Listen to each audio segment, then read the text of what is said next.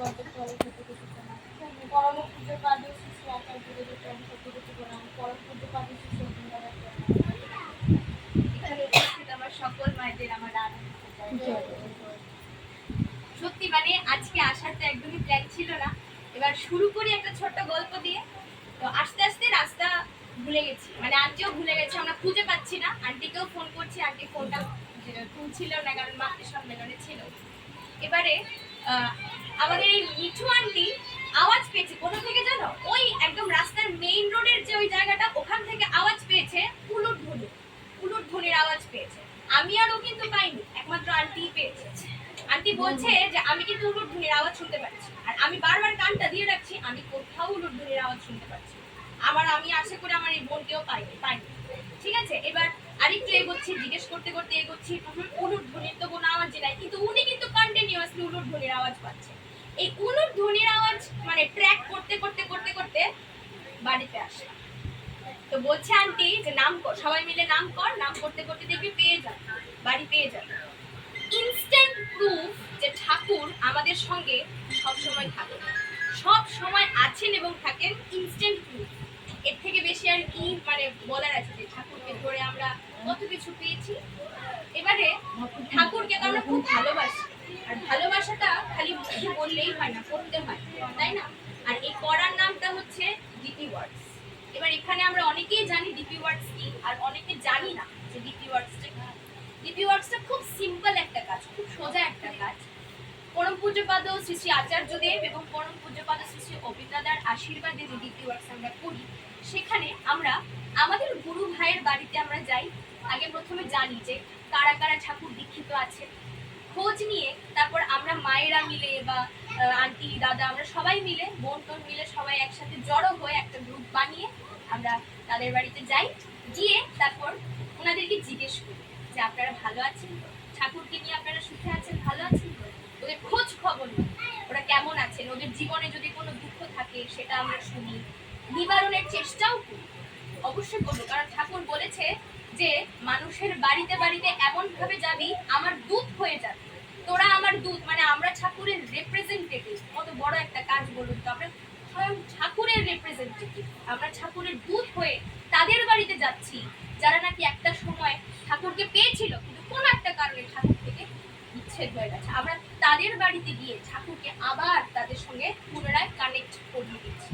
কত সুন্দর একটা ব্যাপার, এই আশীর্বাদটা আমরা পেয়েছি। এবার আমাদের তো সবখানে যাওয়া পসিবল হয় না, ধরুন দুর্জয়নগর একটা জায়গা, লিচু বাগান একটা জায়গা, সবখানে মায়েরা কিন্তু কাজ করছে।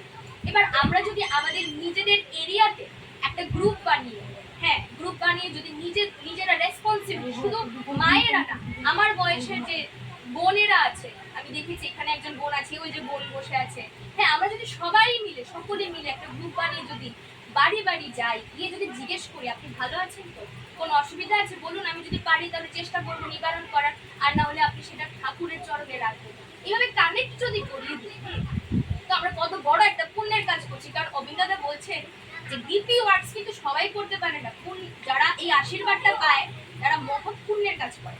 কারণ আমরা একটা মানুষকে ঠাকুরের সাথে কানেক্ট করে দিচ্ছি। যেমন কয়দিন আগে এই দুর্জনগর এলাকা দিয়ে একটা বাড়ি গেছি, বাড়িটাতে গিয়ে আমরা জাস্ট ঢুকলাম, বাড়িটাতে দেখি যে আন্টিটা আছে না, তার স্বামী 1 বছর হয়েছে মারা গেছে, আমার অটো আঙ্কেল ছিল। তো মহিলাটা ঠাকুরের সামনে পড়ে এভাবে কাঁপছে। আমরা গিয়ে এই সিচুয়েশনটা দেখেছি, এভাবে থরথর করে কাঁপছে মহিলাটা, আন্টিটা থরথর করে কাঁপছে। এবার যে দিদিরা মায়েরা ছিলেন ওরা ওনাকে তুলে হাতে বসিয়েছে, জল টল দিয়েছে, মাথায় জল টল দিল, সুস্থ করলো, ইয়ে করলো। তারপর আমরা ওনাকে জিজ্ঞেস করলাম যে তুমি কি অসুস্থ হয়ে গেছো বা কিছু হয়েছে? বলেন না, আমি এখানে বসে পুজো দিচ্ছিলাম, উনি হঠাৎ করে, মানে হয় না যে ওই বলে না যে ভিতরে কেউ এসছে, মা এসেছে বা বলে না এরকম একটা কিছু থাকে, উনার মনে হয়েছে স্বয়ং শ্রী শ্রী আচার্যদেব উনার সামনে দাঁড়িয়ে আছেন আর উনাকে স্বস্তি উনি নেওয়ার কথা বলেছেন। আপনারা বিশ্বাস করবেন, এটা এটা এটা উনি ওইখানে অন দ্য স্পট আমাদেরকে বলেছেন, আর আমরা যে শুনছি না আমাদের গায়ে কাটা দিচ্ছি। মানে ওই মোমেন্টে আমরা ওনার বাড়িতে ঢুকেছি, আমি যে এখন বলছি এখন আমার গায়ে কাটা দিচ্ছি, ওই মোমেন্টে আমরা ওনার বাড়িতে ঢুকেছি, উনি পূজা দিচ্ছিলেন স্বয়ং শ্রী শ্রী আচার্যদেব ওনার সামনে, আর ওনাকে স্বস্তি নেওয়ার আশীর্বাদ করলেন। এই বিষয়গুলি ভাবলেও কেমন লাগে যে ডিপি ওয়ার্কস জিনিসটা যে মানে কি যে করতে পারে সেটা মানে বলার মতো না। আমরা আরো কত জনের বাড়িতে এরকম গিয়ে গিয়ে কত তোমরাও তো জানো, হ্যাঁ, কত এরকম মানে গিয়ে দেখছি যে কোনো অসুবিধাতে আছে বা কোনো একটা প্রবলেমে আছে, হ্যাঁ, ওখান থেকে আমরা ওনাদেরকে বের করে নিয়ে আসি বা কোনো একটা সলিউশন দিই, তারপর ওনারা বলেন যে আপনারা এতদিন কোথায় ছিলেন। এইটাই হচ্ছে ডিপি ওয়ার্কস, মানুষের বাড়ি বাড়ি গিয়ে, যারা ঠাকুর দীক্ষিত তাদের বাড়ি গিয়ে ওদেরকে বলা যে আপনারা ভালো আছেন, খোঁজ খবর রাখে। এইটুকু কি আমরা পারবো না? আমরা অবশ্যই পারবো। আমাদের এখানে এই যে ছোট বোনটা আজকে গান গেয়েছে প্রথমবার, একেও তো আমরা ডিপি ওয়ার্কস করতে গিয়ে পেয়েছি, তাই না আন্টি?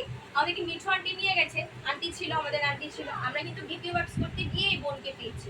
তাহলে এরকম আরো কত কত বোনটা আজকে বলছে যে জানো দিদি, আমার কত বছরের ইচ্ছা ছিল আমার ঠাকুরের দীক্ষা নেওয়ার, কোনো একটা কারণে হয়তো আমি দীক্ষা নিতে পারছি না, তোমরা এসেছো, তোমরা মাকে বুঝিয়েছো, তারপর আমার মা রাজি হয়েছে। এই যে ওকে যে কানেক্ট করে দিয়েছি ঠাকুরের সাথে, এবারও আস্তে আস্তে আস্তে আস্তে ওর লাইফটা কিন্তু একদম স্মুথ হয়ে যাবে। কারণ আমরা জানি সবসময় তো আমাদের মা বাবা আমাদের সঙ্গে থাকেন না, কে থাকেন?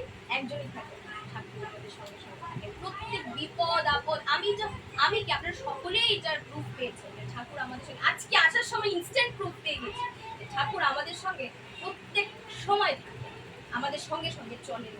তো আমাদেরকে ঠাকুর এতটা ফেভার করছে, এত কিছু দিচ্ছে আমাদেরকে ঠাকুর, আমরা ঠাকুরকে মানুষ দিতে পারি না?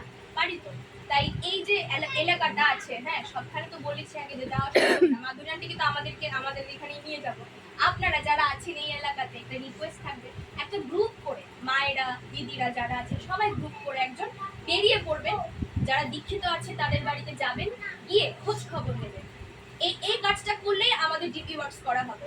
আর আচার্যদেব অবিন দাদা বলছেন আমরা যদি ডিপি ওয়ার্কস না করি তাহলে আমাদের রেজাল্ট জিরো। এই যে এত কিছু আমরা করছি সবকিছুর একটা কনক্লুশন থাকে, তো একটা থাকে, রেজাল্ট থাকে, ওই রেজাল্টটা জিরো। যদি ডিপি ওয়ার্কস করি তবেই আমরা ফুল মার্কস পাবো। তো ওনার জন্য আমাদের ফুল মার্কস পেতেই হবে, তাই না? বাস এইটুকু বলে আমি আমার আজকে আলোচনা শেষ করছি। জয় গুরু। জয় গুরু।